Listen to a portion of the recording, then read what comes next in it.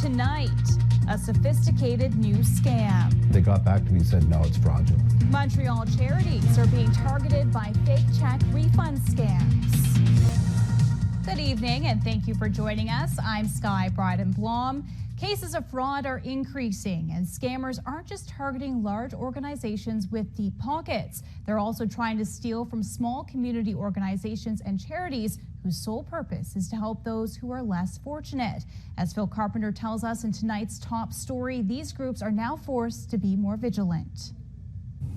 Dan Payne struggles raising money to feed the homeless through his charity DeFi. The first year I paid everything out of my pocket. So he was overjoyed when someone offered to make a $2,500 donation via email. Well, $2,500, I could feed about 3,000 people. After replying to the would-be donor, the charity got another email from them offering even more money. We're going to send you actually $5,000, and we'd like you to give the $2,500 to somebody, a needy mother with a sick child. Sure enough, a week ago, he got a delivery via FedEx, a check for $5,000, supposedly issued by a company in Ontario.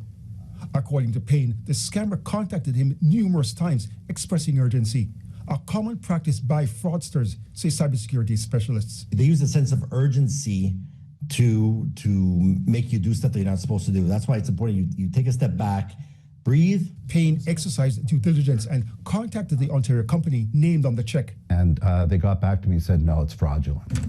Experts say these kinds of check frauds have become more frequent. Issue the target person or organization a check, then ask for a refund or for some of the cash to be given to a third party. The problem is it takes banks days to clear checks after deposit, even if the account says the funds are available. And you go and refund the person, but then you realize shortly after that, hey, the check bounced. And the victim loses the cash. According to Montreal Police, the number of fraud cases has gone up, led primarily by bank card fraud and cybercrimes.